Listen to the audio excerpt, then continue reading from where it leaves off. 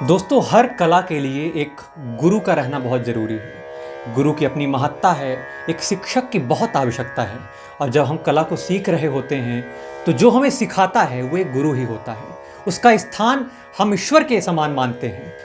आज जब हम यहाँ पे पहुँचे, समय इंडिया 24 की टीम सीधी पहुँची, तो हमें पता चला कि एक ऐसे ही गुरु जो अपना जीवन संगीत को समर्पित कर चुके हैं। जब हमें यह पता चला तो हमसे रहा नहीं गया। हमने सोचा क्यों ना हम वहां पहुंचकर उनसे बातचीत करें। और ये उत्सुकता मेरे अंदर आप देख भी सकते हैं, वो आपको दिख भी रही होगी कि मैं यहां पर आ पहुंचा। इस वक्त मैं मौजूद हूं माँ वीणा वादिनी स्वर संगम इस संस्थान में। और यहाँ पे आप तमाम बच्चे देख सकते हैं जो यहाँ पर सीखने आते हैं। इनकी दिनचर्या यहाँ से शुरू होती है और संगीत को लेकर जो इनकी रुचि है वो यहाँ पर दिखलाई देती है। अब हम आगे बढ़ते हुए आपको ये भी बताना चाहते हैं कि इस संस्थान के कौन निर्माता हैं, कौन इसके कर्ता धर्ता हैं, और आज हम उनसे बातचीत करेंगे, विस्तार से बातचीत करेंगे। तो मैं चाहता हूं कि हमारे साथ यहाँ पर योगेश जी मौजूद हैं। योगेश जी संस्थान के निर्माता हैं। आज उनसे हम बातचीत करेंगे, इस संस्थान के बारे में जानेंगे, उनके बारे में जानेंगे, क्या उनका सफ़र रहा, आज बच्चे जो यहाँ पर सीख रहे हैं कैसे उनका योगदान उनको सिखाने में रहा है। आज सब कुछ हम बातचीत करेंगे। बहुत बहुत धन्यवाद योगेश्वर जी। बहुत बहुत धन्यवाद आपका, और आपके चैनल को मैं धन्यवाद देता हूँ। आपको धन्यवाद देता हूँ कि आप यहाँ आए। मैं माँ वीणा वादिनी स्वर संगम संगीत शिक्षण संस्थान की ओर से सभी दर्शकों को प्रणाम करता हूँ। योगेश जी, सबसे पहला सवाल हम शुरू से शुरू करते हैं। आपकी यात्रा कैसे शुरू हुई संगीत को लेकर? कैसे आप आगे बढ़े और कब से ये सफ़र शुरू हुआ? मैं बचपन से ही संगीत में रुझान थी मेरे को, लेकिन ऐसा माहौल नहीं मिल पाया मेरे घर में और मेरे फैमिली मेम्बर्स से ऐसा माहौल नहीं मिल पाया कि मैं संगीत सीखूं। वो लोग कुछ और चाहते थे कि और पढ़ाई करूं, कुछ दूसरा बनूं, कुछ दूसरा करूं, लेकिन मुझे बचपन से ही इच्छा थी कि मैं संगीत में ही कुछ करूं। यदि मुझे और बचपन से प्लेटफॉर्म मिला होता संगीत का तो मैं और कहीं होता। लेकिन अब जितना भी मैंने किया, जितना भी सीखा मैं बच्चों को दे रहा हूं। जितना भी मेरे अंदर है मैं बच्चों को दे रहा हूं। मैं बहुत बड़ा कलाकार तो नहीं हूं, बहुत बड़ा आर्टिस्ट नहीं हूं, लेकिन मैं ये मानता हूं कि एक अच्छा गुरु हूं, जो कि मैं बच्चों को दे रहा हूँ, शिक्षा दे रहा हूँ। और जितना ले रहे हैं बच्चे तो अच्छा ही ले रहे हैं। और जो चीज़ मेरे से नहीं आता है, जो चीज़ मैं नहीं सिखा पाता हूँ, तो वो मैं डेफिनेटली बोल देता हूँ कि ये मुझे नहीं आता है, ये आप करें। या कि मैं सीखने की कोशिश करता हूँ उसको, तब बच्चों को उसको मैं देने की कोशिश करता हूँ। ऐसा योगेश्वर जी, एक और ये सवाल है कि आपने कहाँ संगीत सीखा? आपकी कैसी यात्रा रही संगीत को सीखने के दौरान? आप कहाँ कहाँ गए, कहाँ से आपने शिक्षा प्राप्त की, और उसके बाद आप इस छोटे से ज़िले में आप ये कार्य कर रहे हैं, बहुत बड़ी बात है ये। मैं सबसे पहले यहाँ से 2007 में गया था खैरागढ़ विश्वविद्यालय, जो कि पहले से मेरी इच्छा थी। मेरे मामा श्री के लड़के हैं श्री कमलेश शर्मा जी, वो पहले से वहाँ से शिक्षा ले रहे थे, तो उन्हीं के माध्यम से मैं खैरागढ़ विश्वविद्यालय गया। लेकिन मैं बहुत ब्लैंक था, बहुत खाली था, संगीत में कुछ नहीं आता था मेरे को। तो जब मैं पहले शुरुआत किया वहाँ संगीत सीखने का, तो मेरे को सर्वप्रथम मिलाए मेरे गुरुजी, जो पंडित प्रोफेसर मुकुंद भाले जी मेरे गुरुजी हैं। तो उनसे मिलवाए। वो बोले कि बेटा तुम अभी एडमिशन ना लो यहाँ पे, अभी घर में ही रह के सीखो। तो उनके घर में और उनके पास जाके उनसे शिक्षा ग्रहण किया। फिर जब जैसे थोड़ा बहुत जब कुछ आने लगा, तब बोले कि अब अगले साल तुम एडमिशन लो। फिर मैंने एडमिशन लिया वहाँ अगले साल। फिर मेरी संगीत की शिक्षा चालू हुई। फिर मेरी गुरु माता अब तो इस दुनिया में नहीं रही हूँ, डॉक्टर सुनीता भाले जी मेरी गुरु माता रही हैं गायन की। उनसे भी मुझे बहुत कुछ मिला गायन में। योगेश्वर जी, एक चीज़ ये निकल कर आती है, जब आप खैरागढ़ में थे, क्या कुछ ऐसी स्मृति है कोई जो आपके ध्यान में हो और आप चाहते हो कि दर्शकों को हम बताएं कि क्या कुछ वहाँ माहौल रहता है, जो लोग शिक्षा के क्षेत्र में, संगीत के क्षेत्र में जाना चाहते हैं, वहाँ पर क्या उन्हें वो माहौल मिलता है, क्या इन्वायरमेंट मिलता है? वहाँ जाने पर ही माहौल अच्छा समझ में आता है कि यहाँ संगीत कैसे सिखाया जाता है, कैसा संगीत है। और अगर जिसके अंदर संगीत सीखने की इच्छा नहीं होती है तो वहाँ जाने पर संगीत सीखने की इच्छा प्रकट होती है वहाँ पे। और सबसे बड़ी चीज़ ये है कि वहाँ खैरागढ़ एक ऐसा स्थान है, एक ऐसा प्लेस है कि हर घर में वहाँ संगीत चलता है। आप किसी भी गली में जाएं, किसी के घर में जाएं, किसी मतलब कोई भी गली में जाएं, आप खैरागढ़ एंट्री करते समय ही आपको वहाँ ऐसा मालूम होगा, ऐसा फील होगा कि यहाँ मतलब संगीत की नगरी है ये। तो ऑटोमेटिक अगर कोई भी जाता है वहाँ घूमने के लिए भी जाता है, विजिट करने के लिए भी जाता है, तो ज़रूर वो खुद अगर सीख ना पाए लेकिन अपने बच्चों को, अपने फैमिली मेंबर से किसी भी मतलब मेंबर को वो चाहेंगे कि यहाँ आके शिक्षा लें। अच्छा, क्योंकि ऐसा माहौल है वहाँ का। अब बड़ा सवाल है और हम सब ये जानना चाहते हैं कि इस सुंदर से संस्थान की शुरुआत कैसे हुई, क्या इसका उद्देश्य रहा, क्या कुछ जब आपने शुरुआत की चुनौतियाँ आई और कैसे बच्चे जुड़ते गए? देखिए, मैं सच बोलूँगा और सच इसलिए बोलूँगा कि मैंने ये जो संस्थान चालू किया था तो कोरोना टाइम से चालू किया था। तो जब कोरोना लगा हुआ था, यहाँ पे कोरोना टाइम चल रहा था अपने पूरे विश्व में, तो मेरी स्थिति थी उस समय, तो ऐसी स्थिति थी कि मेरे पास कुछ भी नहीं था। ना मेरे पास कोई नौकरी थी, ना मेरे पास कोई कुछ भी जरिया नहीं था कि बाह्य आमदनी मेरे पास आए। तो पहली चीज़ तो मेरी जीविका भी चलती है इससे। और मैंने 2020 से शुरुआत किया। तो शुरुआत कैसे हुई, 1 महीने के लिए लॉकडाउन जो हुआ था, 1 महीने के लिए वो बंद हुआ था, 1 महीने के लिए। तो कुछ अभिभावक, कुछ लोग बोले कि आप चालू करिए संगीत क्लास, हम अपने बच्चों को सिखाना चाहते हैं बच्चों को। हमने कहा ठीक है। मेरे पास बहुत सारे वाद्य यंत्र भी नहीं थे, एक हारमोनियम और एक तबला था मेरे पास। हमने कहा चलो इसी से शुरुआत करते हैं। तो 2-3 बच्चे मेरे को मिले सिखाने के लिए, तो मैंने सिखाना चालू किया। फिर धीरे धीरे लोगों में रुझान बढ़ी कि यहाँ संगीत क्लास चलती है। तो मेरा सबसे पुराना छात्र सृजन मिश्रा, श्रवण मिश्रा जी के पुत्र हैं। सृजन मिश्रा सबसे पुराना छात्र है। सृजन यहाँ पे हैं क्या? हाँ, सृजन बैठा हुआ है। मैं चाहता हूँ कि एक बार कैमरा सृजन की ओर भी ले जाया जाए। सबसे पुराने छात्र इस संस्थान के हैं सृजन, और आज हमारे साथ वो मौजूद भी हैं, हम उनसे भी बातचीत करेंगे। तो जी, सबसे पुराना छात्र मेरा सृजन है और वही यहाँ से श्री गणेश किया था, इसी संस्थान से मतलब शुरुआत किया था। कोई नहीं था उस समय, वही आता था, वही सीखता था यहाँ पे आके। 2021 से क्लास में मतलब बच्चों में रुझान बढ़ी, लोगों में रुझान बढ़ी कि यहाँ हम अपने बच्चों को सिखाएं। फिर लेके आए बच्चों को। फिर 2021 से बहुत ही रनिंग मतलब ग्रोथ किया मेरी संस्था ने। यानी हम कह सकते हैं कि 2021 के बाद से जो है विधिवत रूप से यहाँ पर क्लासेस शुरू हो गई। योगेश्वर जी, एक अहम सवाल है कि हम ये सब जानते हैं कि सीधी बहुत बड़ा शहर नहीं है, यहाँ पर कला को लेकर क्या लोगों की दृष्टि रही, क्या उनकी रुचि रही, क्या कला का स्थान यहाँ पे रहा, और आपको क्या परिवर्तन दिखता है ये 3 साल के बाद जब आप देखते हैं वो पीछे का समय और अब क्या परिवर्तन है? देखिए, संगीत में रुझान तो सभी को है, पूरे सीधी को, हर कोई चाहता है। हमारे संस्था में अभी पर्याप्त मात्रा में बच्चे रहते हैं, सुबह से लेकर शाम तक खूब बच्चे रहते हैं, नए एडमिशन भी होते हैं, पुराने भी चाहते हैं कि हम सीखें। क्योंकि सबसे बड़ी चीज़ क्या है कि जो मैं पहले सिखाता था, अब जो सिखाता हूँ बहुत अंतर है। क्योंकि मैं खुद सीखता हूँ तब सिखाता हूँ बच्चों को, तो अब नई नई चीज़ देने की कोशिश करता हूँ बच्चों में। यहाँ बच्चों में और अभिभावकों में उत्सुकता है कि हम बच्चों को सिखाएं, पर यहाँ के बच्चों में या कि अभिभावकों में धैर्य नहीं है। धैर्य की यानी कमी है। हाँ, धैर्य की कमी है। बच्चे अगर थोड़ा बहुत भी सीख लेते हैं यहाँ, तो ये सोचते हैं कि हमारे बच्चे काफ़ी कुछ सीख गए हैं। भाई साहब, इसका ध्यान रखा जाए, धैर्य बहुत ज़रूरी है, उसको बनाए रखना चाहिए। हाँ, धैर्य नहीं है।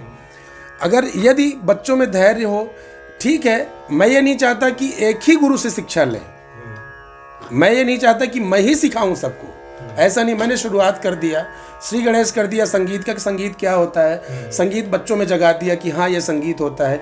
यदि लेवल नहीं है मेरा उस लेवल सिखाने का, आप ये चाहते हैं कि मैं ये गुरु छोड़ के दूसरे गुरु से मैं सीखूं, कुछ अच्छा करूं, तो बिल्कुल स्वागत है। मैं बहुत खुश रहूँगा और मैं बहुत खुश हूँ कि हमारे बच्चे अगर बाहर जाएं सीखने के लिए, अच्छे गुरु के पास जाएं सीखने के लिए, तो कभी न कभी मेरा भी नाम लेंगे कि प्रथम गुरु वही हैं, मेरे श्री गणेश वही करा। ललित कलाओं में से संगीत सबसे बड़ी कला मानी जाती है संगीत की। और संगीत जो है, संगीत के जो गुरु होते हैं वो सबसे श्रेष्ठ माने जाते हैं। मैं नहीं चाहता कि कोई मेरे आके पैर छुए, मेरे को दंडवत करे, पैर छुए, लेकिन एक सम्मान बनाए रखे, इज्जत करे कि हमारे गुरु हैं, हम इनसे शिक्षा लिए। निश्चित तौर पर ये सम्मान गुरु का हमेशा बने रहना चाहिए। और दूसरी चीज क्या है कि ठीक है, बच्चे तो करते हैं, नो डाउट बच्चे करते हैं, लेकिन ये चीज अभिभावकों को भी सोचना चाहिए कि हमारे मतलब बच्चों के गुरु हैं, तो थोड़ा बहुत सम्मान हम भी करें इनका। योगेश्वर जी, हम देख सकते हैं, मैं चाहता हूं कि आप दिखाएं यहाँ पर कितने वाद्य यंत्र हैं, हारमोनियम रखे हुए हैं, हमारे ठीक बगल में तबला आप देख सकते हैं रखे हुए हैं, वहाँ पर बच्चे बैठे हुए हैं, वो उसे सीखते भी हैं। मैं चाहता हूं कि चूँकि समय इंडिया 24 की टीम यहाँ पर आ पहुँची है, तो मैं ये चाहता हूँ कि योगेश्वर जी आप बच्चे समेत कुछ आप प्रस्तुति अगर हमारे दर्शकों के लिए आप कर सकें तो बेहतर होगा, और ये निश्चित तौर पर बच्चों की एक जो आकांक्षाएं भी रहती हैं वो भी परिपूर्ण होंगी। जी जरूर, बिल्कुल।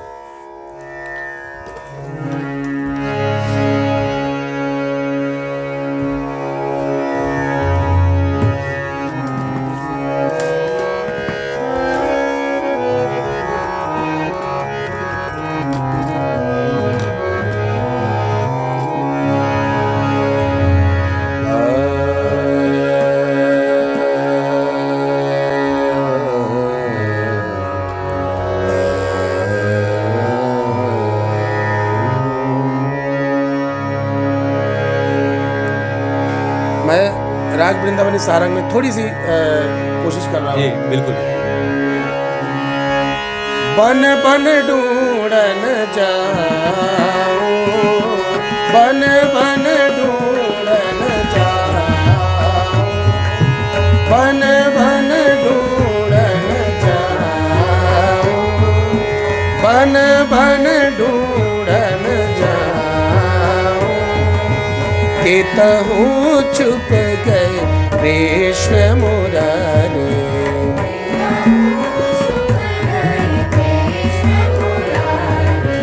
केतहूँ छुप गए कृष्ण मुरारी,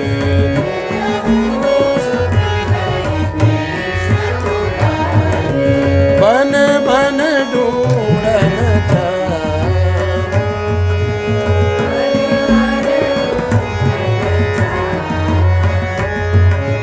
बन बन ढूंढन शेष मुकुट और कानन कुंडल,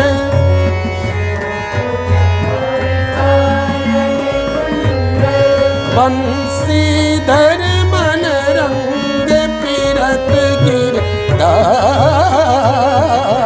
बन बन ढूंढन बन बन शेष मुकुट और कानन कुंडल, शेष मुकुट और कानन कुंडल, बंसीधर मन रंग फिरत गिरधारी, बन बन बन बन निसरे मरे सनि समा मरे मरे सनि, बन बन निसरे मरे सनि समा मरे मरे सनि, बन बन निसरे म पनि पम नि पम रे सनि, बन बन बन बन पनि नि पम पम रे सनि, बन बन पनि नि पम पम रे सनि, बन बन नि सा रे रे मा पा नी नी पा नी सा रे रे सा नी पा मा रे सा नी सा बन बन ढूंढन जा नि सा रे मा पा नी नी पा नी सा नी सा रे सा नी पा मा रे सा नी सा बन बन ढूंढन बन बन ढूंढन बन बन ढूंढन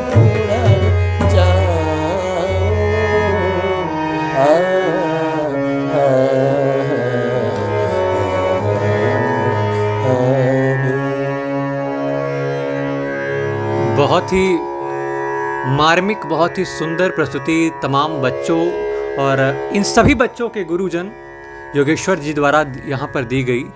ये संगीत की वो कला जिसका प्रदर्शन यहाँ पर हो रहा है, इस छोटे से कक्ष में बैठकर तमाम बच्चे आने वाले अपने जीवन के लिए क्या कुछ वो कर सकते हैं संगीत की दुनिया में, उसकी सीख यहाँ पर ले रहे हैं। मैं देख पा रहा हूँ योगेश्वर जी, बहुत कम उम्र के बच्चे यहाँ पर आ रहे हैं, बहुत कम उम्र और के बच्चे मैं हैं। आपको दिखाना चाहूँगा, बड़ा ये अनोखी बात है। मेरे ठीक बगल में एक छोटा सा बच्चा बैठा हुआ है, अगर वो हमसे बातचीत करे। बेटा आपका क्या नाम हुआ? और देखिए कितना छोटा है, आप देख सकते हैं कि तबला उसके सामने यहाँ पे रखा हुआ है और वो यहाँ पर योगेश्वर जी से सीखता है। तो ये बड़ी अच्छी बात है कि छोटे छोटे उम्र के बच्चे हैं। और सबसे पुराना मेरा छात्र देवांश तिवारी है, जो अच्छा गाता है और ये प्रदेश में भी नाम कमा के आया है। अच्छा, बच्चे बाहर भी जाते हैं, प्रदर्शन बाहर भी करते जाते हैं और प्रदेश में कई बार जीत के आए हैं, प्रथम पुरस्कार लेके आए हैं। अच्छा योगेश्वर जी, मैं ये भी पूछना चाहता हूँ, कैसे प्रतियोगिताएं होती हैं और कैसे आप बच्चों को यहाँ से भेजते हैं, तैयार करते हैं? बच्चे सीखते जब कभी ऐसा प्रतियोगिता होती है सीधी में, कभी ऐसी मतलब सूचनाएं मेरे को मिलती हैं कि हाँ प्रतियोगिता होने वाली है, तो बच्चे सीखे रहते हैं, पहले से उनकी तैयारी हो जाती है, बच्चे चले जाते हैं। तो अच्छा प्रदर्शन किए तो नाम आ गया, नहीं की कर पाए तो नहीं आया। नहीं, मैं चाहता हूँ कि मैं यहाँ पे बच्चे बैठे हुए, मैं चाहता हूँ कि मैं कुछ बच्चों से बातचीत भी करूँ। हमारे साथ यहाँ पर एक लोक गायिका आपने बताया, दृष्टि शायद इनका नाम है। मैं बातचीत करना चाहता हूँ उनके अनुभव के बारे में कि क्या संस्थान से जुड़ने के बाद आपके अनुभव रहे दृष्टि, और कैसे आप यहाँ पर सीख रही हैं और बाहर प्रेजेंट कर रही हैं। पहले तो सभी दर्शकों को मेरा प्रणाम। मैं दृष्टि तिवारी, मुझे संस्था से जुड़े लगभग 4-5 साल हो रहे हैं और मतलब यहाँ मतलब मुझे पहले म्यूज़िक में उतना इंटरेस्ट नहीं था। मेरे पिताजी भी सिंगिंग करते हैं, तो मैं यहाँ आई, मतलब 4-5 साल पहले आई थी। फिर उसके बाद धीरे धीरे इंटरेस्ट बढ़ा मेरा। अभी आप किस कक्षा में हैं दृष्टि? मैं इस साल 10th के पेपर हो गए, 11th में जाऊंगी। अभी आप 11वीं में जाएंगी और आप पिछले 4-5 साल से जुड़ी हुई हैं। तो इस दौरान आपने क्या क्या सीखा यहाँ पे? यहाँ मतलब क्लासिकल सिंगिंग, भजन, लोकगीत, फिल्मी गीत, सारे गाने सब सिखाते हैं। कितना समय आप देती हैं संगीत को? मतलब वो प्रैक्टिस पर निर्भर करता है, 2-3 घंटे लगभग हो गया। यानी दिन के आप 2-3 घंटे संगीत को देती हैं, उसके बाद निश्चित तौर पर पढ़ाई भी होती है। तो कुल मिला के आपका जो अनुभव रहा बहुत ही सीखने वाला रहा और लगातार ये दृष्टि यहाँ पे वो प्रेजेंट भी कर रही हैं। मैं अन्य जो यहाँ पर हमारे बाल कलाकार हैं उनसे भी मैं बातचीत कर लूँ। हमारे साथ बगल में बैठे हुए और लोग कलाकार हैं, मैं उनसे भी बातचीत करना चाहता हूँ। यहाँ पे वाद्ययंत्र भी हमारे साथ है, इसकी अपनी महत्ता है। सबसे पहले तो आपका नाम आप बताएं। नमस्कार, मैं मानसी तिवारी। मैं सर्वप्रथम अपने गुरु आदरणीय श्री योगेश्वर तिवारी जी के चरणों में सादर नमन करती हूँ कि उन्होंने मुझे इस यहाँ तक पहुँचाया कि मैं आप सभी के सामने संगीत के बारे में 2 शब्द बोल सकूँ। मानसी, आप अपने गुरु के बारे में क्या कहना चाहती हैं? क्या योगदान रहा आपको वो बनाने में? मैं जब इस संस्था से, मैं 3 साल हो गया मुझे जुड़े हुए। जब मैं यहाँ आई तो मैं जीरो थी, मुझे कुछ नहीं आता था संगीत के बारे में। जब मैं यहाँ आई, अपने सर आदरणीय श्री योगेश्वर सर जी से मिली, तो मुझे उन्होंने एक आशा दिलाई कि तुम कर सकती हो। मुझे लगा कि नहीं हो पाएगा, मुझे नहीं कर सकती हो। फिर जब मैं आती गई, मतलब जीरो थी जब मैं यहाँ आई, और आज मैं इस मुकाम में हूँ कि मैं बाहर तक जाती हूँ, लोकगीत की प्रस्तुति देती हूँ, और मैं चाहती हूँ कि मैं इतने ऊपर तक जाऊँ, मंच तक जाऊँ कि मैं अपने सर का, इस संस्था का नाम बहुत आगे तक ले जाऊँ, जिससे सब जाने कि मैं माँ वीणा वादनी संस्था की छात्रा हूँ, छोटी से शहर सीधी की हूँ, जो कि एक मतलब लोग मैं क्या बोलूँ। नहीं, ये निश्चित तौर पर एक गुरु के प्रति एक स्नेह है जो वो मार्गदर्शन करते हैं, वो उसी बदौलत आप यहाँ पे बैठी हैं, हम आपसे बातचीत कर पा रहे हैं निश्चित तौर पर। एक आखिरी सवाल हमारा ये होगा योगेश्वर जी, मैं चाहता हूँ कि उन आने वाली जो और बच्चे हैं जो इस यहाँ पर आएंगे, उनके लिए क्या सोचना, क्या यहाँ कक्षाएं चलती हैं, क्या उसका समय होता है, क्या उसकी शुल्क होते हैं, आप उन्हें और उनके पेरेंट्स को कोई ये सूचना देना चाहें ताकि उनके लिए आसान हो आपके साथ जुड़ने के लिए। शुल्क के बारे में मैं बता रहा हूँ कि बहुत ही कम शुल्क है यहाँ सीधी के अपेक्षा। और क्या है कि संगीत जो मेरी ये संस्था है सिखाने का जो एक मतलब, तो इससे मेरा जीविकोपार्जन भी है, तो थोड़ा बहुत शुल्क लेना जायज़ है। बिल्कुल, कि हमारे बच्चे भी और हमारा परिवार भी इसी के माध्यम से बिल्कुल निश्चित चलेगा। और हमारी जो क्लासेस रहती हैं तो सुबह शास्त्रीय ज्ञान रहता है हमारा 6:30 से 8 का टाइम है, 1.5 घंटा टाइम देता हूँ शास्त्रीय ज्ञान में। इसके बाद 8 से 9, 9 से 10 रहता है, नॉर्मल क्लास रहती है, जिसको हारमोनियम सीखना है, तबला सीखना है, ढोलक सीखना है, जो भी है। फिर इसके बाद शाम को 3 बजे से क्लास चालू होती है, 1-1 घंटे का बैच रहता है मेरा। मतलब पूरे दिन निरंतर क्लास चलती रहती हैं? हाँ, दोपहर में थोड़ा सा समय अपने लिए निकालता हूँ जिसमें थोड़ा रेस्ट कर सकूँ। बहुत सारी चीज़ें, तो खाना पीना भी खाना पड़ता है, तब जाके बिल्कुल, कुछ बिल्कुल। सीखूंगा। तो योगेश्वर जी, हम देख सकते हैं जो ऊर्जा लगती है संगीत को गुनगुनाने में, ये निश्चित तौर पर आपकी मेहनत से आता है, निरंतर चलने वाली ये प्रक्रिया है। लेकिन जो संगीत का स्थान पूरे भारतवर्ष और हमारे अंतरात्मा में होता है वो अद्वितीय है। आज उसका प्रदर्शन हो रहा है। योगेश्वर जी वो कार्य कर रहे हैं, बच्चों को वो सीख दे रहे हैं, वो शिक्षा दे रहे हैं जो कम गुरु दे पाते हैं। संगीत की दुनिया में आज जैसे वो सीधी जिले छोटे से शहर में रुचि बच्चों के अंदर पैदा कर रहे हैं, उनके परिजन के अंदर पैदा कर रहे हैं, ये कार्य निश्चित तौर पर प्रशंसनीय है योगेश्वर जी। और मैं चाहता हूं कि आप निरंतर बच्चों को सिखाते रहें, आने वाली पीढ़ी को तैयार करते रहें। और समय इंडिया 24 के साथ जुड़ने के लिए विशेषतः मैं हर्ष पांडे आपका बहुत बहुत आभार व्यक्त करता हूँ। जी, बहुत बहुत धन्यवाद आपका।